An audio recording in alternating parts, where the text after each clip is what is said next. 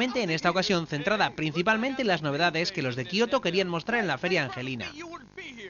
El vídeo arrancó con una peculiar lucha entre el presidente de Nintendo Satoru Iwata y el presidente de Nintendo América Reggie Fils-Aime. Todo ello en el marco del juego de lucha Super Smash Bros., que acaparó gran parte del protagonismo, tanto en su versión para 3DS como para Wii U. Se llevaba tiempo rumoreando que Nintendo estaba trabajando en una serie de figuras al más puro estilo Skylanders o Disney Infinity. Y esto se confirmó, y es que los muñecos que van a lanzar utilizarán la plataforma Amiibo para, mediante conexión inalámbrica NFC, es decir, solo acercándolas al gamepad, cobrarán vida dentro del propio juego con sus habilidades y atributos.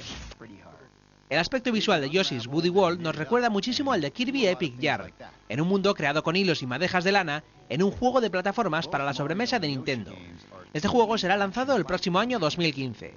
El Nintendo Direct del E3 tuvo continuidad luego con más conferencias y anuncios de juegos como Captain Toad y Rainbow Curse. Se le esperaba y no falló. Hablamos del nuevo Zelda para Wii U, que esta vez sí dieron algunos detalles más de la nueva aventura de Link, de la mano del productor de la saga, Eiji Aonuma. El título llegará al mercado en alguna fecha sin concretar del año 2015 y lo hará en un mundo más abierto e interconectado que nunca, con varios cambios con respecto a lo que nos tenían acostumbrados.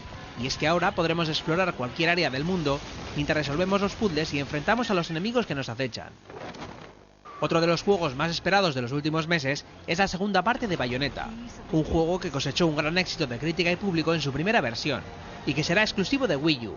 Además llegó con la sorpresa de que podremos adquirirlo en un pack junto con la primera parte, además de contar con el añadido de diferentes trajes inspirados en los personajes de Nintendo. La espera tiene fecha de caducidad, ya que estará disponible el mes de octubre de este mismo año. A pesar de contar con personajes de Nintendo, Hyrule Warriors es un título desarrollado por una tercera compañía. El aspecto ha mejorado bastante desde lo que se vio por primera vez en su presentación y contará con varios personajes jugables además de Link. Por el momento se han anunciado dos, Zelda y Midna. Otro título de terceras compañías es el llamado hasta ahora Project X, que pasará a llamarse definitivamente Xenoblade Chronicles X, y que verá la luz en el año 2015. Y también para 2015 otro juego que pinta estupendamente. Se trata de Mario Maker, un genial editor de niveles de Mario que tiene un potencial enorme y en el que seguro que la comunidad de jugadores creará espectaculares niveles, que se mostrarán tanto con el aspecto clásico de Super Mario como con el de la nueva saga New Super Mario. Y se cerró el Nintendo Direct con Splatoon, un curioso shooter competitivo en el que usaremos la pintura como nuestra arma.